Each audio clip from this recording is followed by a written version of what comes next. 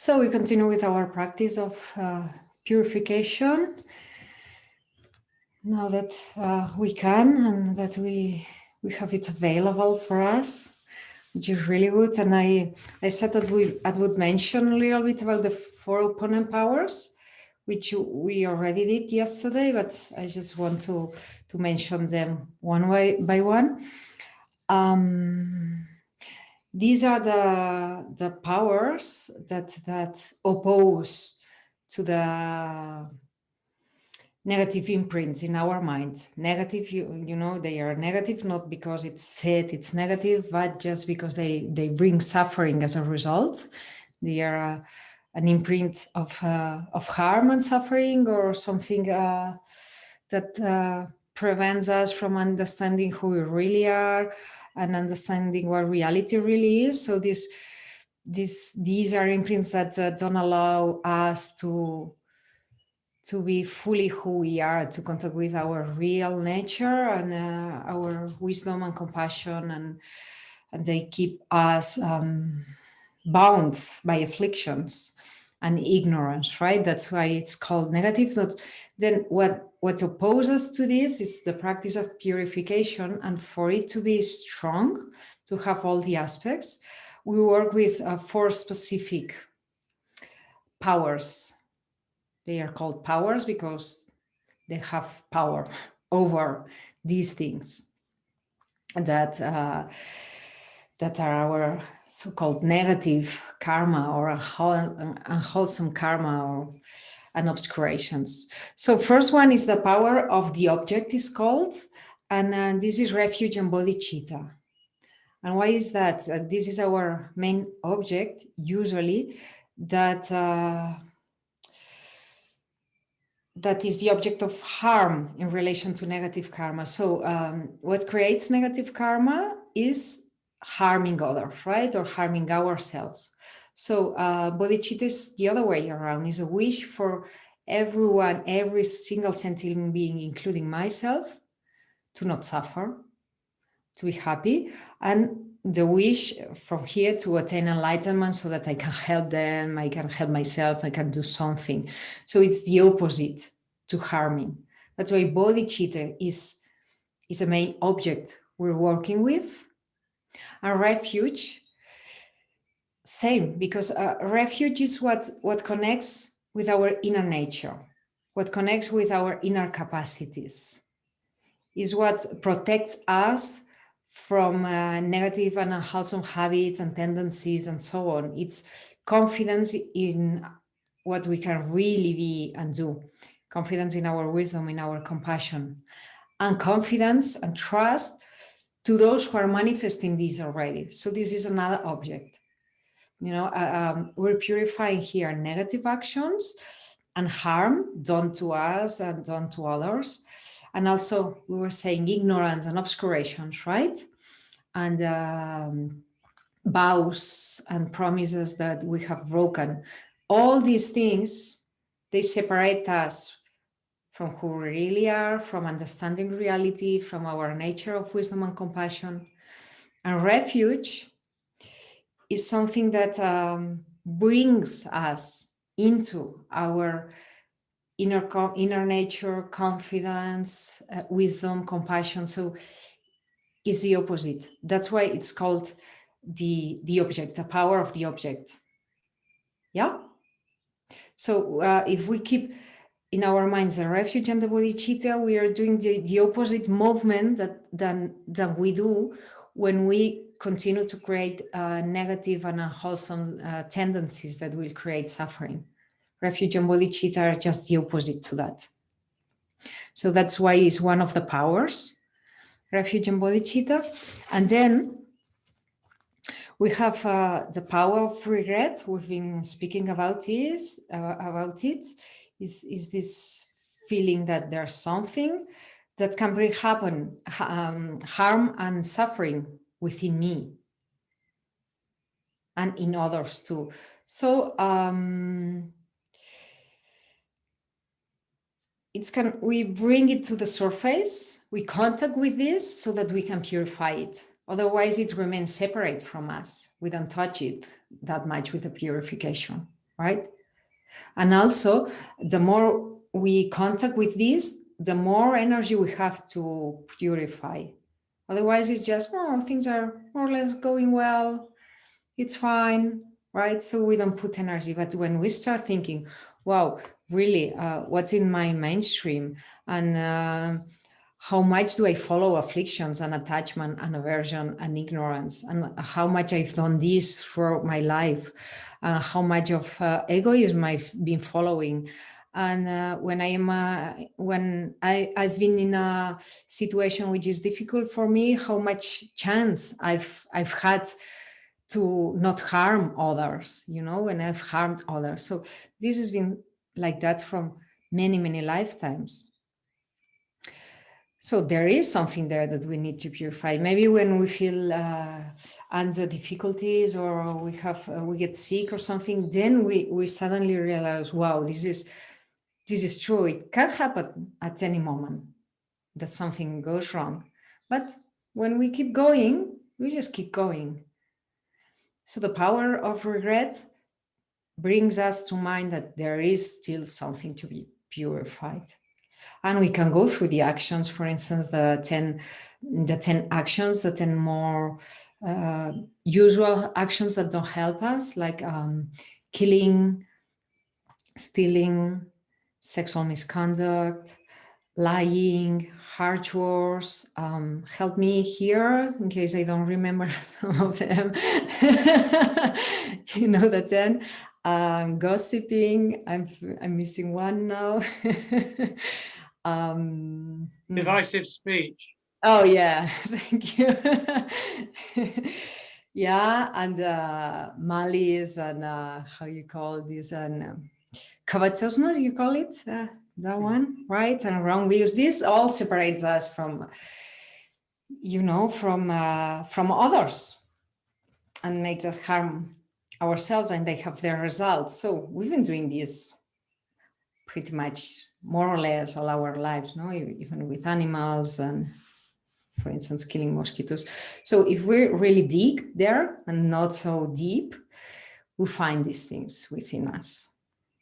So that's the power of regret. It's touching this, to get in touch with this, to bring it a little bit into the surface so that we can touch it when we purify. And also is bringing us energy for the purification. And also is changing our negative tendencies. This is important also, because so far we just do things, or maybe I like here, I like there, don't put that much importance to this, but the power of regret says, no, I don't want to keep doing this. I want to change. I realize this is not helping me. This is not helping others. This can bring suffering to me in the present, in the future. This can bring suffering to others in the present, in the future. So I don't want this anymore. I realize now that this is not a way to go. So this is the power of regret. That's why we always stop a little bit there. Always. I'm going to read something very short, which I like very much. Is in this book. It's Robert Thorman's. Oh, I've missed the page now. And he says here. He's got his own terminology for everything. So he calls karma evolutionary causality.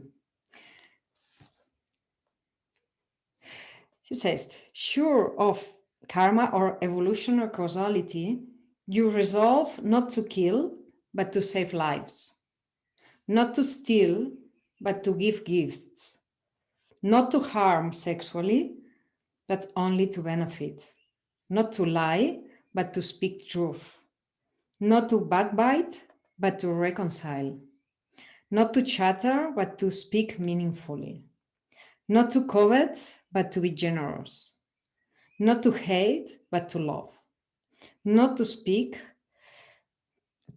not harshly, but sweetly.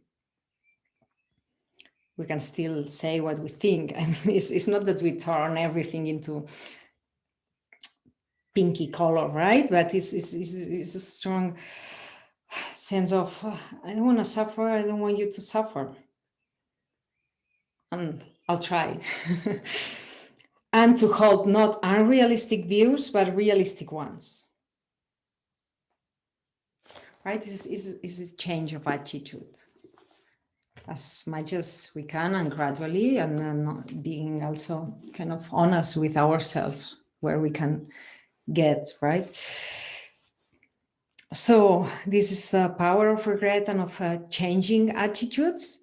Then the power of the remedy, it's called, or the power of the practice itself. In this case, we're using the energy of Vajrasattva and the mantra and the visualization.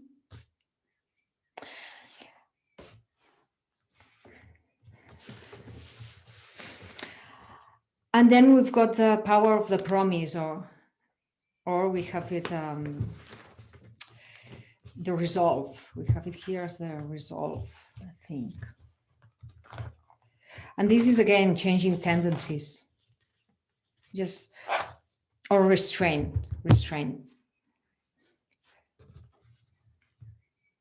And this we've spoken about this one is like, okay, for tomorrow I will abstain from that. And there's here we're putting an imprint, which is exactly the contrary that we've done. So this is what makes the purification powerful, these 4 powers, and then the meditation on emptiness.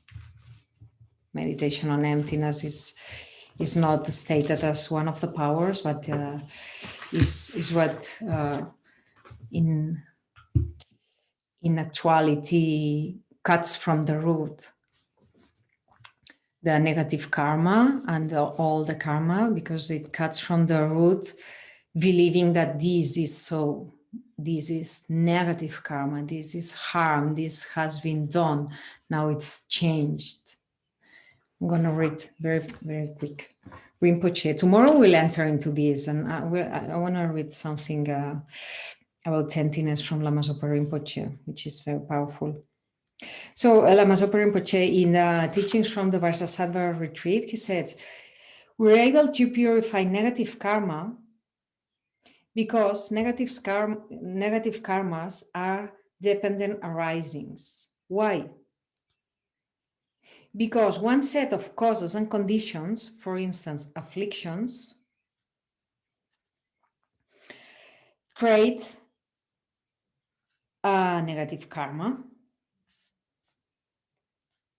But then another set of causes and conditions, for instance, purification with Vajrasattva, changes this. So it makes it purified. It makes it purified karma. Rinpoche says that's all. That's all. That's easy, right?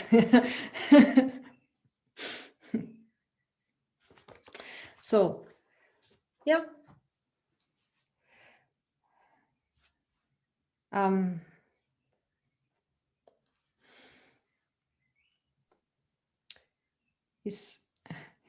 There's causes and conditions. Yeah, I go. There's causes and conditions, and our mind fixes them, right? As negative, for instance, inherently negative. But then causes and conditions change. So now it's purified. This label, negative, harmful, it has no basis anymore. You know where I'm going to? Has no basis anymore. It's different. It's been purified. So we've changed this, and it can be conceived, and it can be expressed, and it can be experienced as purified, because we've changed the causes and conditions. Neil, you wanted to say something? Yeah, I think you've sort of answered the question, because I was going to ask, what's the difference between, or could you explain a little more about the difference between like good karma and eradicating karma? About, sorry, didn't. between good karma and eradicating karma. Yeah. Well, good karma is the same. It doesn't exist inherently, ultimately, anyway. But good karma, good imprints, positive imprints, they ripen as a positive experience that is satisfactory to us, and experience that bring us into the path of the Dharma, depending on the karma, right? So it's there. We don't need to purify this one because we want more of this one. So that's why we're working with the negative karma, to purify the negative karma. At the end, when one meditates into emptiness, a person who has meditated into on emptiness, who is realizing directly emptiness, who by this eradicates all bondage to karma. This is negative. Positive karma is not bound anymore by an identification with an I that has negative karma, positive karma, and that brings an experience that has to be experienced in this very way. Inherent existence, this is what it does to us. Our ignorance of believing in inherent existence, we believe this is like that. It cannot be experienced in another way. This is like that. It cannot be experienced in another way. It's coming from there that this is like that. But it just conventionally experienced right now like that. It could be conventionally experienced in another way. We're creating our experience, we're creating reality moment by moment. We believe that the experience now, this is what it is. But it could be experienced in another way. So reality would be slightly different, for instance, right? So we are not anymore, when one is liberated, one is not anymore bound to experience in that way. It can have a much more rich and freer experience with many more possibilities of experiencing reality. Yeah. But now we're working specifically with the negative karma because it brings suffering and because it separates us from understanding who we are, from understanding our own mind, our own potential, and from understanding how reality is. So it bonds us to cyclic existence. At the end, is a conditioned existence. Is my existence right now is pretty much conditioned by the karma and afflictions. It's as we were saying yesterday or 2 days ago. I don't choose. We don't choose. And the conditions come for us to suffer, we will suffer. And they are here, they are inside, outside and inside. And we will suffer, no choice. That's why we're here purifying. And sometimes it happens that it seems like, okay, Dharma is one thing and life is real world, another thing, right? Like it happens like separated things. You know, like the Gompa is one thing and the real world it's outside, is the busy streets and everything. So it's an effort to bring it here because actually samsara nirvana, it's here. It's one's own experience of what is happening, be it in the Gompa, be it in the busy streets, be it in the marketplace. But there's this kind of separation in our minds. Pretty often, and after many years it's still there, at least for me sometimes. And so it's all here. Actually, it's just the way we perceive things and we experience things. Just this. So that's why we're going to do this practice of purification, so that we can experience things in a much more healthy and wise and understanding way, and free, liberated way.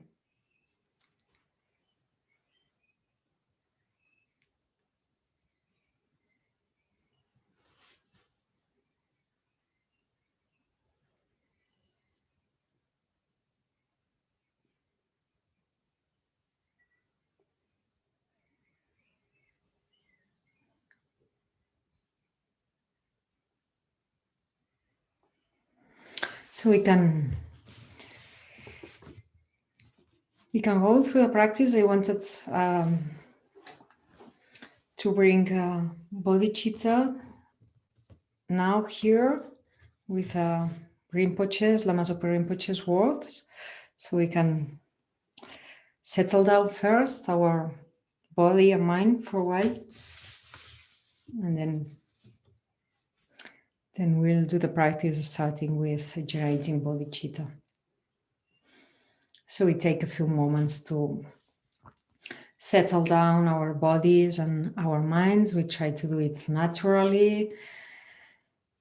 We just accompany kind of by the hand our attention into our bodies, into our being here.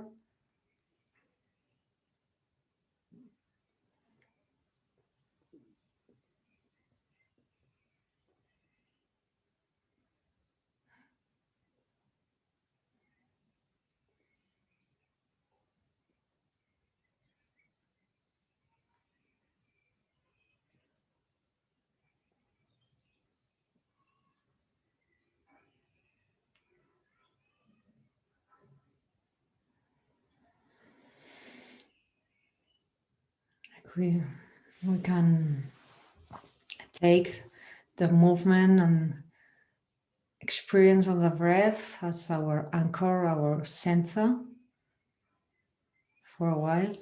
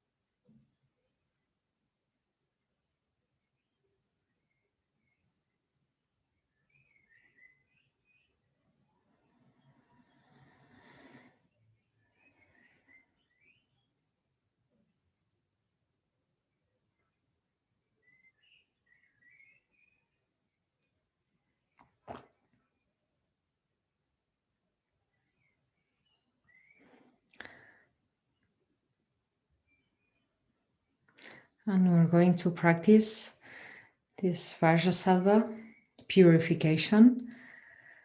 And in Rinpoche's words, I'm not practicing this Vajrasattva purification for myself alone. The purpose of my life is to release all hell beings, pretas, animals, humans, asuras, suras, and intermediate state beings from all their suffering and its causes, and lead them to unsurpassed enlightenment. In order to do this, I must first reach enlightenment myself. Therefore, I must purify all my negative karma immediately by practicing the Vajrasattva meditation recitation.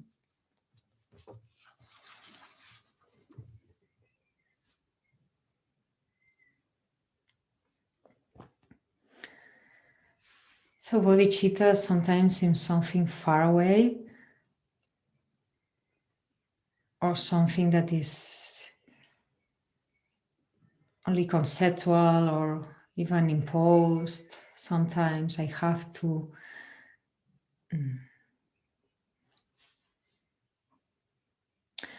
But if we check within ourselves, we can find the seed of bodhicitta within.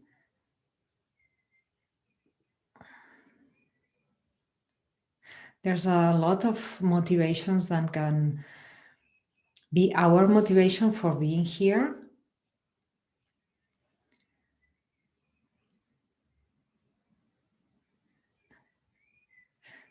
And if we look within our minds, one of the motivations can be bodhicitta motivation. A wish to get rid of suffering, help others to get rid of suffering. If we contact with our deep wish for feeling fulfilled, free, in harmony, our deep wish for not to suffer,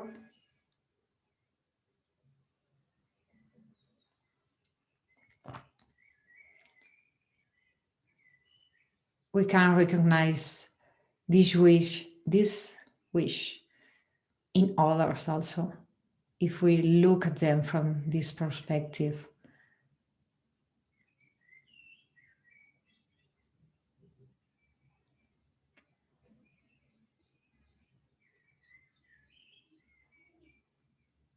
So we can just, for a few moments, look around. Imagine how many beings there are in other dimensions suffering.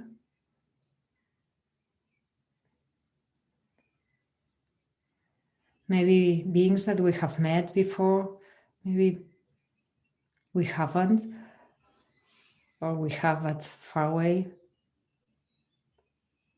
But in any case, they're suffering, and wherever there is suffering, this is to be alleviated, is to be released, because it's painful.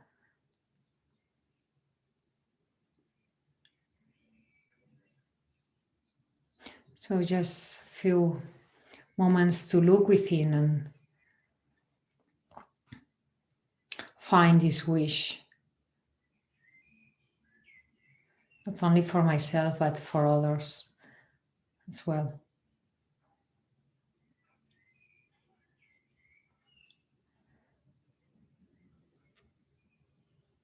Wherever they are, actually.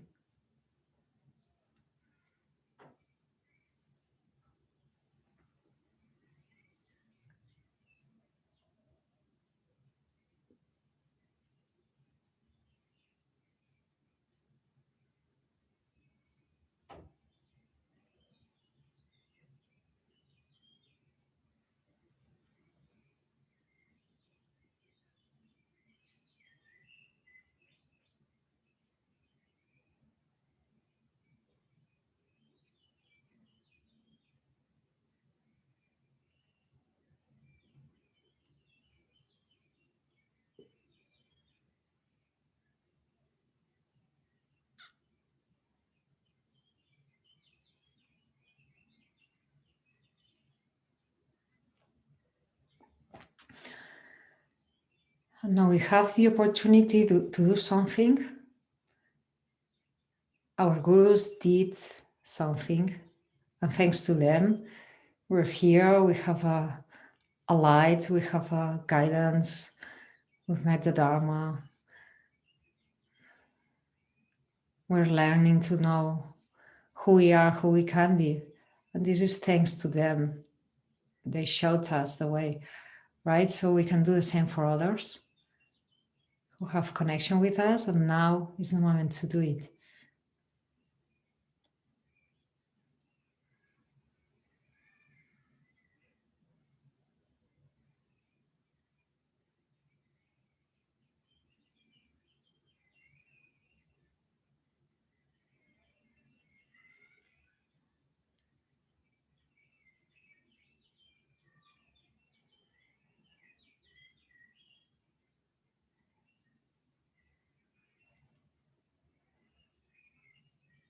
We just do it slowly, but we're here doing it, and with this motivation we can do the Vajrasattva purification practice.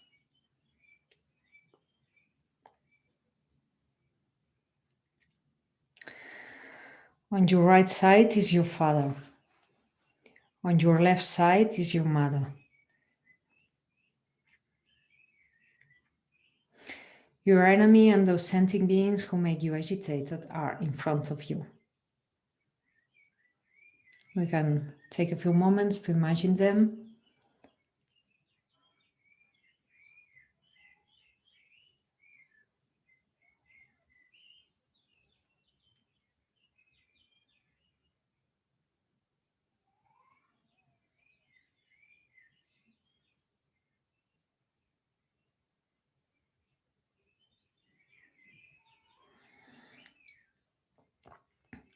And people you are attached to are seated behind you. All other universal living beings are surrounding you.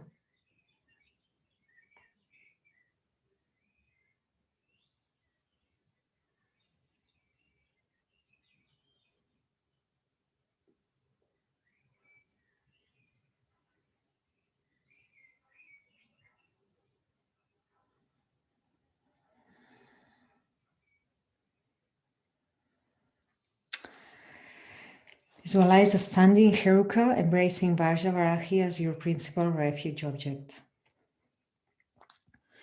Around him are the Dakas and the Kinis, wrathful gods and peaceful goddesses, and many other Buddhas, Bodhisattvas, and Arhats who have completely attained the everlasting peaceful realization of enlightenment. There are 62 different deities in the Heruka mandala.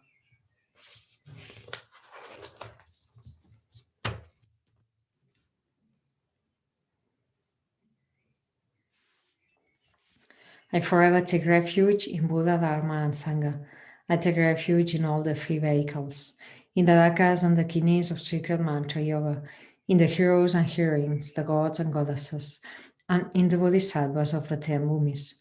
But most of all, I take refuge in my Holy Guru forever. I forever take refuge in Buddha, Dharma, and Sangha.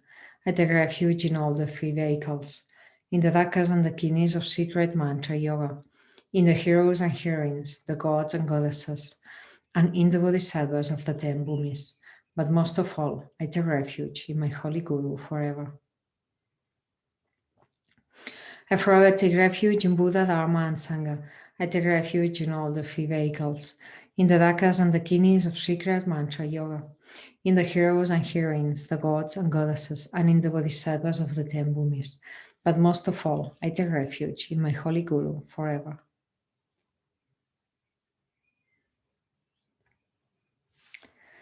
I must become Heruka in order to lead all sentient beings to a sublime state of Herukahood.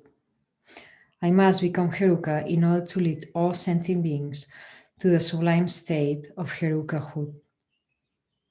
I must become Heruka in order to lead all sentient beings to the sublime state of Herukahood. You can take a few moments for that. Must become enlightened or Heruka for all sentient beings.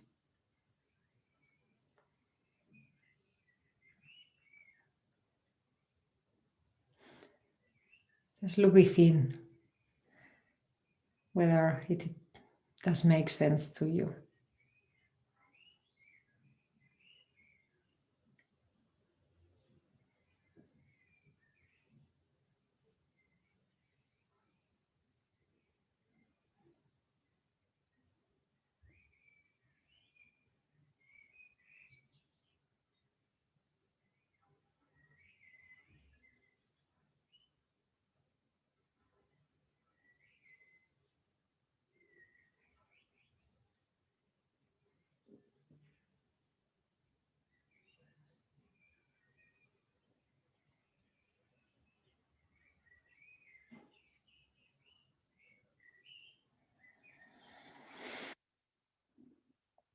And now the objects of refuge melt into light and dissolve into Heruka.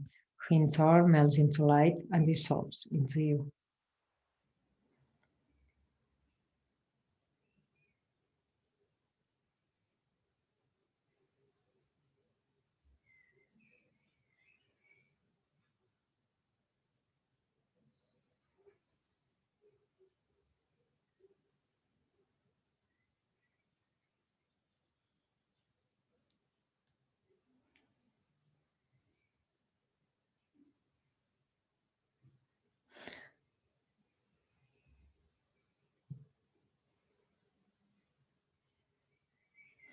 We can think we've contacted with the mind of refuge, which is confidence and trust and protection.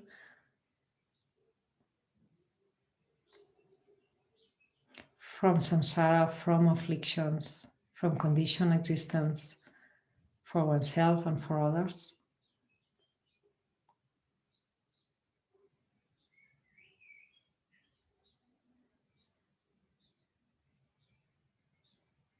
Coming from the outer refuge and from the inner guru, the inner refuge, our own capacity.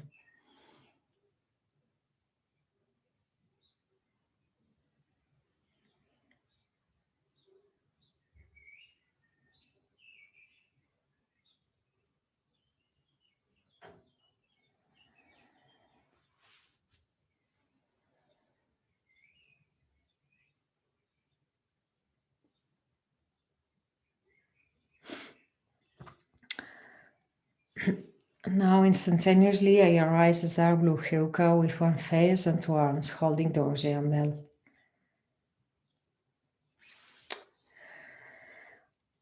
Out of the void, about 6 inches above the crown of my head, appears the seed syllable PAM, which transforms into 1,000-petaled lotus. On top of the lotus appears the seed syllable A, which transforms into a moon disk. In the center of the moon disk stands the seed syllable Hum.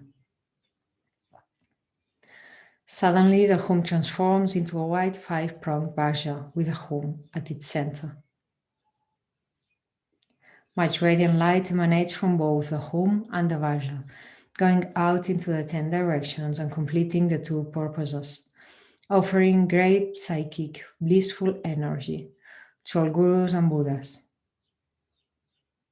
and purifying the defilements of all sentient beings.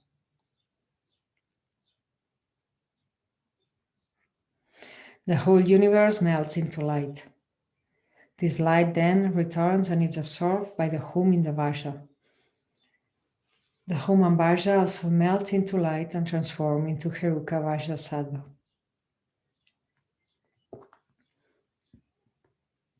Vajrasattva is white. He has one face and 2 arms. Sitting in the full lotus position, he holds a Vajra in his right hand at his heart, and a bell in his left, which rests in his lap. His consort Nyima Karma embraces him, her legs encircling his body.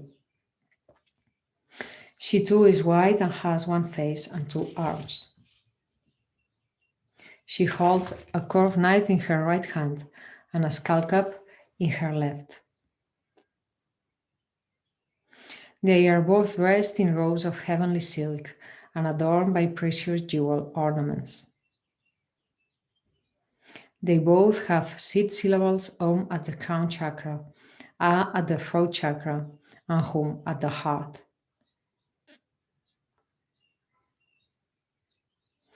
Brilliant light radiates from the Hum at the heart, invoking the divine supreme wisdom energy of all the Tathagatas to the space in front of Vajrasattva, in the form of the wisdom beings.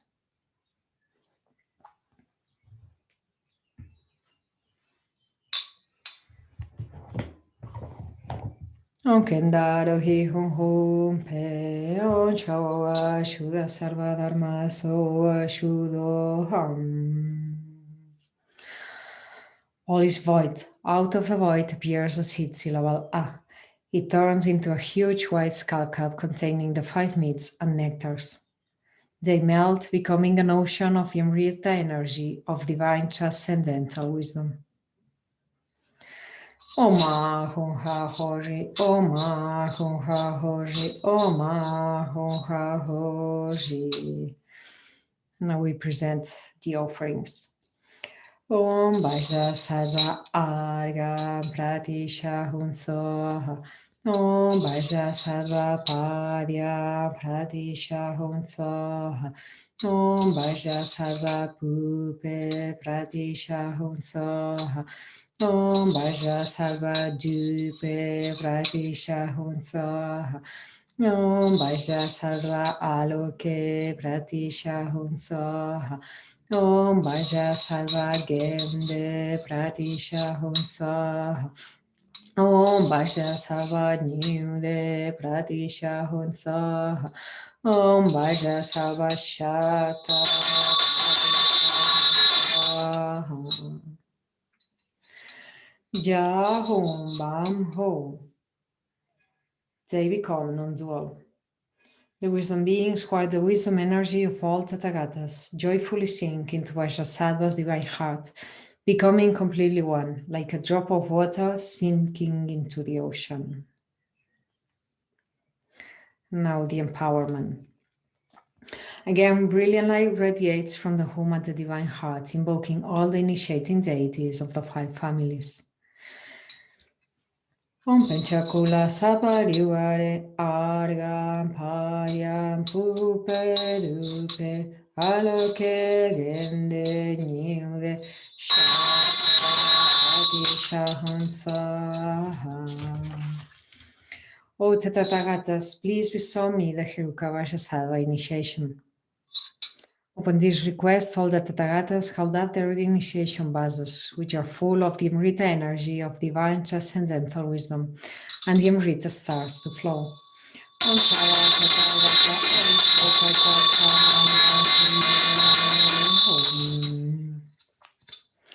The divine body of perfect absolute wisdom, Heruka Vajrasattva, is completely filled with the Amrita energy of blissful transcendental wisdom.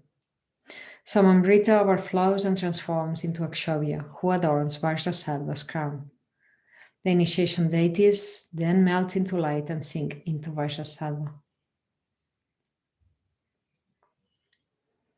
At the center of a moon disk at the divine heart stands a 6-syllable hum, encircled by the 100-syllable mantra, standing counterclockwise around the edge of the moon disk. We make offerings. Om Vajrasattva Argam Padyam Pupe Dupe Aloke Gende Nyude Shakta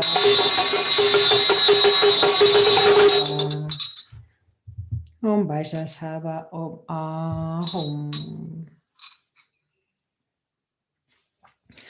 Non-dual divine wisdom, magnificent inner jewel, ornament of all mother sentient beings.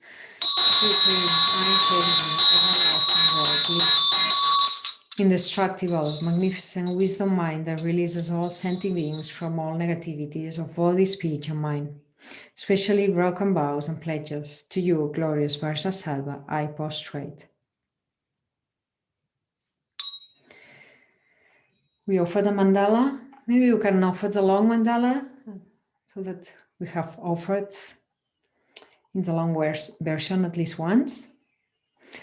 Om Vajra Bhumiya Wanchen Segi Sashi Om Vajra Rekeya Chi Chari Koryuge Korwe Yusu Trigel Porira Shalupa Polo Zambuli No Valancho Jandraminye Ludan Lupa Nyaya Danyaya Zen Yoden dan lam chodro drami nyendan drami nyengila rimpoche riwo pasangi shim dojo iva mamo pai loto kolo rimpoche norgu rimpoche tsumo rimpoche lampo rimpoche tacho rimpoche mapo rimpoche terchempo ibumpa Yema chewa malu magarma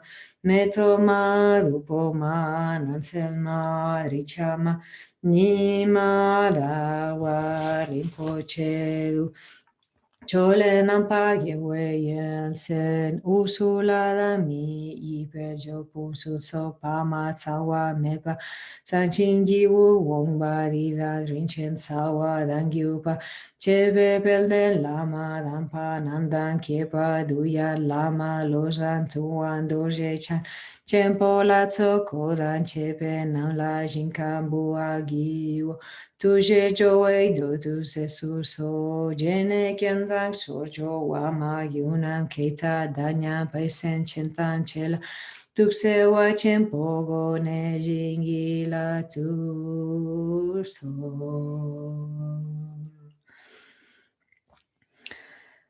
This ground anointed with perfumes, strewn with flowers, adorned with more meru, 4 continents, the sun and the moon. I imagine these as a Buddha field and offer it. May all living beings thus enjoy this pure land. The right view of Sunyata is one with the wisdom of great bliss. This wisdom transforms into Monmeru, the sun, the moon, and all other phenomena in the universe. I offer everything magnificent to you, ocean of great kindness, who are liberated and who liberates all mother sentient beings as well. The objects of my attachment, aversion, and ignorance, friends, enemies, and strangers, and my body, wealth, and enjoyments. Without any sense of loss or hesitation, I offer this collection. Please accept it with pleasure and bless me and all sentient beings with freedom from the 3 poisons. Ida Guru Ratna Mandala Kavniryata Yami. Now the power of regret, and we'll stay a bit there so that we can contact, as we said. Make it clear what we want to purify, get energy from that, and change tendencies, because we realize we can do differently. Through ignorance and delusion, I have broken and damaged my pledges. Holy Guru, who has the power to liberate me, my inner master, holder of the Vajra, whose essence is great compassion, Lord of all migratory beings, to you I go for refuge. O Bhagavan Vajrasattva, destroyer of all defilements, who has attained all realizations and has passed to the other shore, I request you to please purify all negativities and broken and damaged pledges of myself and other sentient beings. So we pause here to share the power of regret, to touch what we want and need to purify.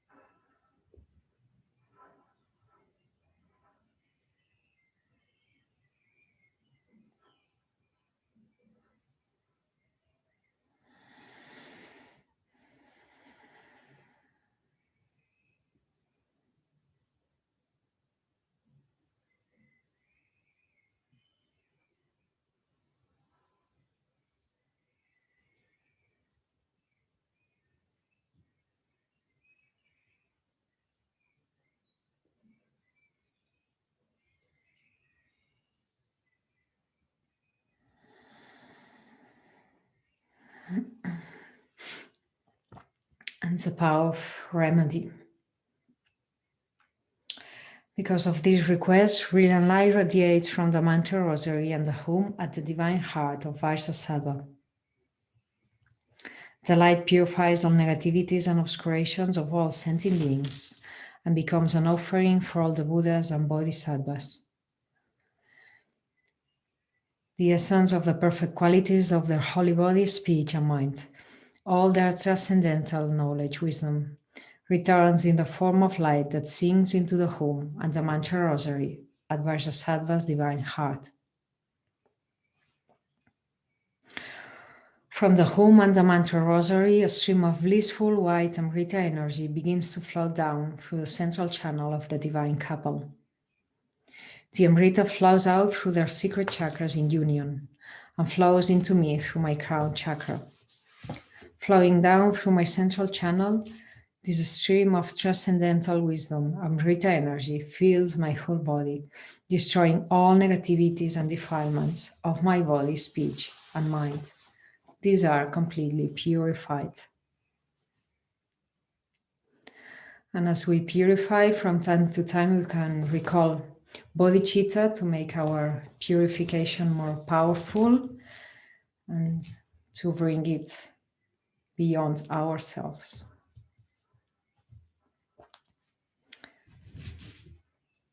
If we feel comfortable with it. Om Vajra, Heruka, Samaya, Manupalaya, Heruka, Denapatita, Nigamewas,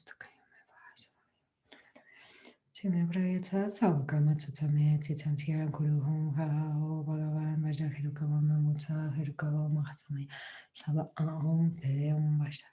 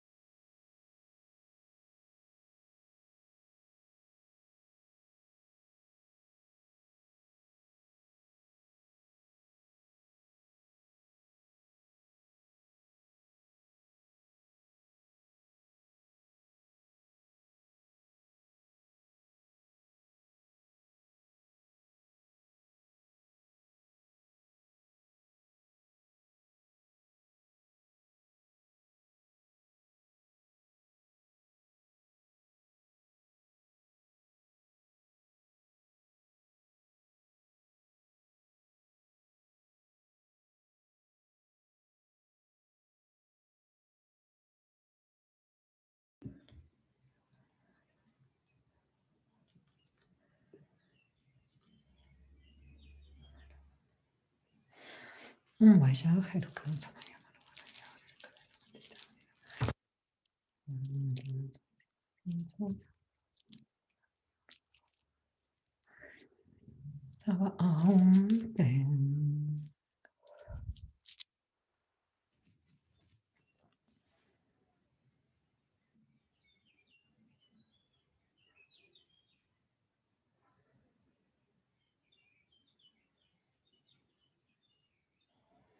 Take your time to slowly release the mantra and to integrate the purification of, as we have been doing.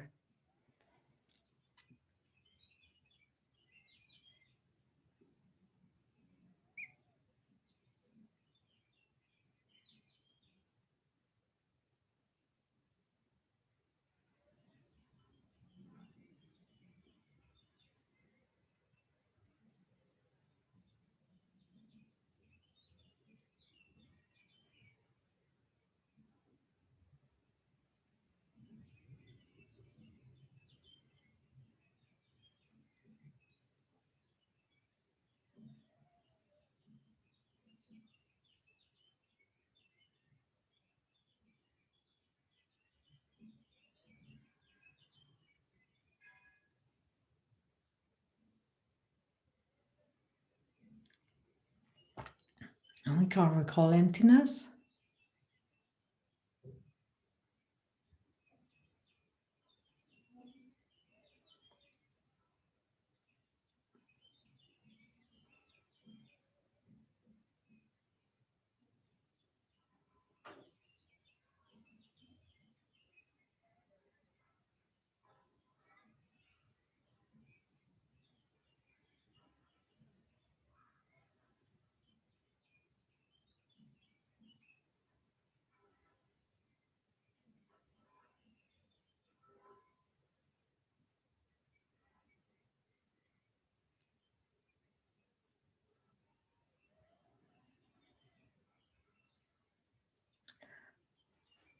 And we can recall bodhicitta also and imagine all sentient beings are purified like us.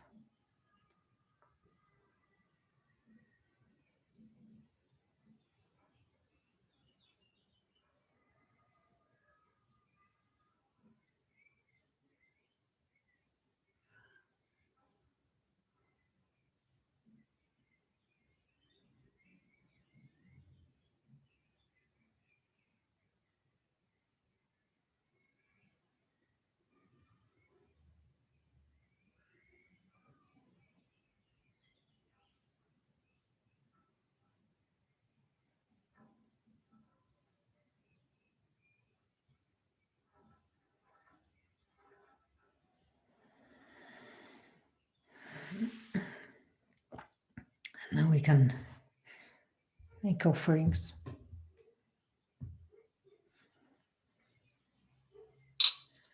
Om Vajrasattva Argam Padyam Pupe Aloke Gende Nude Shakta Soham Om Vajrasattva Om Ahum. Non-dual divine wisdom, magnificent inner jewel, ornament of all mother sentient beings. Everlasting great bliss. Indestructible, magnificent wisdom mind that releases all sentient beings from all negativities of body, speech, and mind, especially broken vows and pledges. To you, glorious Vajrasattva, I prostrate. Vajrasattva says, O child of good family, your negativities and obscurations and damage and broken pledges are cleansed and purified. Think that what Guru Vajrasattva says has actually happened. All your negativities have been completely purified. There is not the slightest trace of defilement left on your mental continuum. Your mental continuum is completely pure.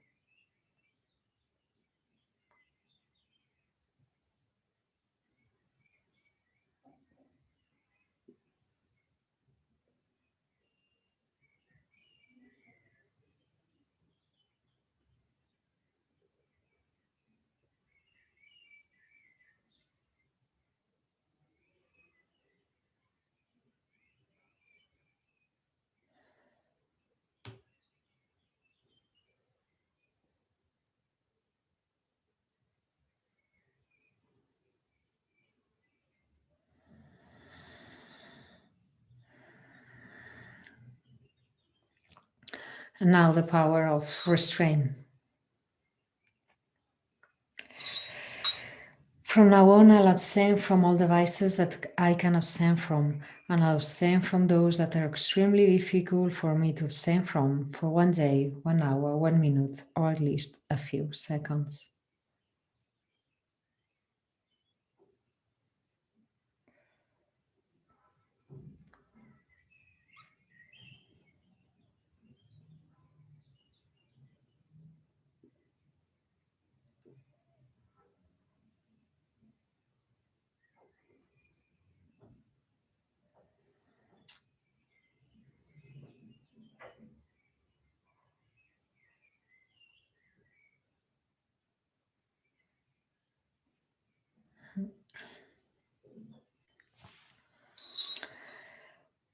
And with this, we observe now you're about to abstain from creating negative karma. Please ask Guru Vajrasattva, who will now melt into light and absorb into you. Dorjenyema karma is transformed into light and is absorbed into Vajrasattva. Vajrasattva then melts into light and sinks into my heart. My 3 doors of body, speech, and mind become inseparably one with Vajrasattva's holy speech, body, speech, and mind. Vajrasattva and I are completely one, and I enjoy the bliss of Sunyata in full samadhi, beyond the dualistic view that discriminates between subject and object. This is the highest possible enjoyment.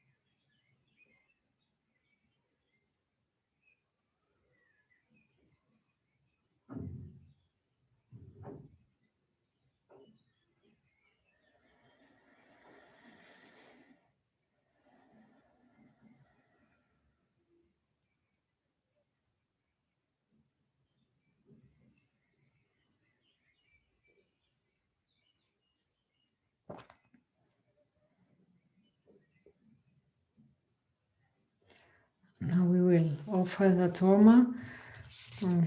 Remember that by offering the Torma, we can imagine that all our negative tendencies, all our hindrances, obstacles, and so on, they transform into nectar, and we send this transformation away to the protectors, to the gurus again, Buddhas, Bodhisattvas, as a thanksgiving, and they enjoy this, and our hindrances go away.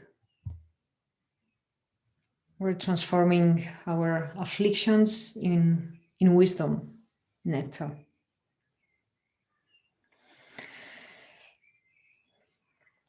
I instantly arise as dark blue Heruka with 1 face and 2 hands, holding Vajra and bell.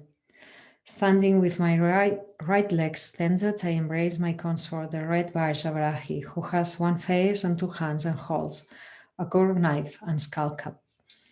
Onkendaro hi hum hum peon shawa shuda sarva dharma shawa shudo ham. Everything becomes completely void. Out of the non-dual void appears the seed syllable A, which transforms into a very large white skull cap. Inside the skull cap are the 5 meats and 5 nectars. The substances melt into liquid and become an ocean of Amrita energy, of divine, blissful, transcendental wisdom. Oma hum ha hori, Oma hum ha hori, Oma hum ha hori. In front of me appears Bhagavan Vajrasattva with Dorje Nyemma Karma. On Vajrasattva's tongue, a white hum transforms into a white 3-pronged Vajra. From the three-pronged Vajra, hollow tubes of Vajra light appear, through which the essence of the Dharma is drawn forth and enjoyed. Om Vajra Sava Sava Rivareidam Balinta Kaka Kai Kai. Om Vajra Sava Sava Rivareidam Balinta Kaka Kai Kai. Om Vajra Sava Sava Rivareidam Balinta Kaka Kai Kai. Om Vajra Sattva Argam Padyam Pupe Dupe Aloke Gende Niude Shata.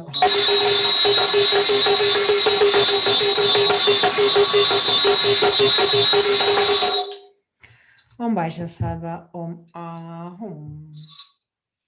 Non-dual divine wisdom, magnificent inner jewel, ornament of all mother sentient beings. Indestructible, magnificent wisdom mind that releases all sentient beings from all negativities of body, speech, and mind, especially broken vows and pledges. To you, glorious Vajrasattva, I prostrate.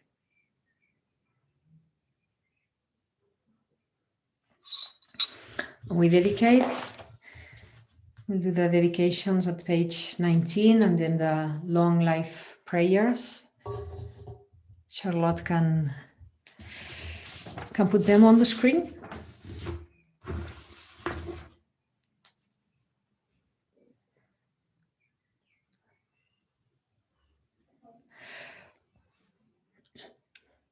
Because of these merits, first page 19, yeah. Because of this merit, may I quickly become Heruka Vajrasattva and lead each and every sentient being into his divine enlightened realm. May the precious body-mind not yet born arise and grow. May that born have no decline, but increase forevermore. And the long life prayers for His Holiness the Dalai Lama, Lama Zopa Rinpoche, and all our precious gurus. We think we dedicate for their long lives also, and so that we always find them, they always find us, and we always have the Dharma around. Gare rawe koe shinkam di pendan dewa malu jungwen cherezi wan tenzing yatso yi shabe site badu tengyo shi tu cho shan chin jang gong ye wei Tenzin kyom pe we kun so dok po ze chok sum ku we le mon tu dru padak so du je gon du sha ten sho. And we can take a few moments to direct our energy to those who need it, to all beings, wherever they are, as well.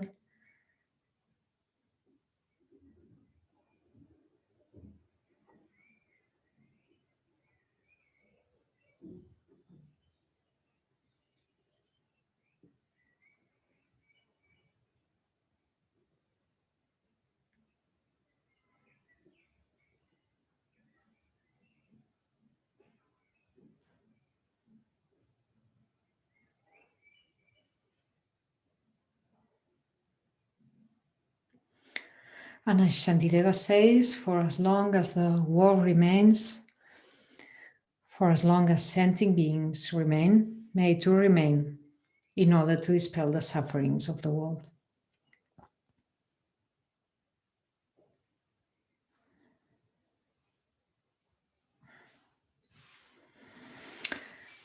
Thank you very much.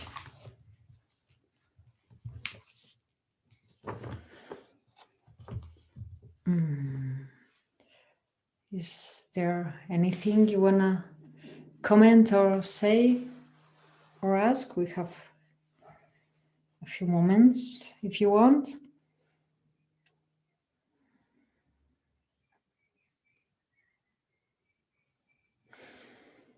I think one of the main challenge, there's many challenges right now for us, the Buddhist Dharma coming into the West with our cultures and lives and everything, right? It's many challenges. One of them is to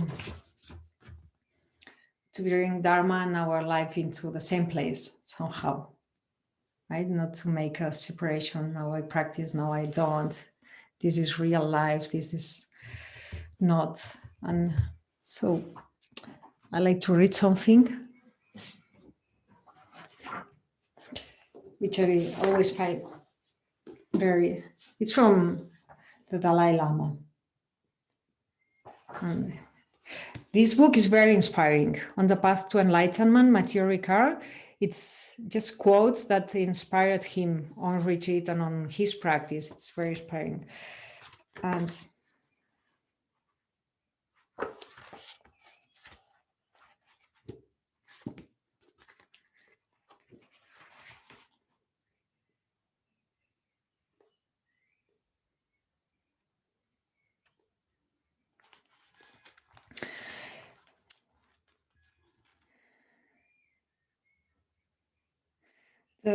His Holiness the Dalai Lama, the mind is malleable, it's capable of change. So we need to learn to see how we can transform it. We need to identify the ways to achieve that transformation and put them into action. He says, samsara, the circle of existences, and nirvana, the state beyond it, are not like geographical locations far from one another. They are two states of mind. Samsara is a deviation from knowledge, a distorted vision of reality that makes the mind the slave of negative emotions, while nirvana is a state of inner freedom, free from any conceptual and emotional obstacles. Both, they just arise from causes and conditions. And I find it very inspiring because sometimes we think enlightenment is out there somehow and far away, but actually it's here. It's who we are. And we need to discover it and awaken it. And it's with us all the time. And so the challenge is to integrate these wherever we are.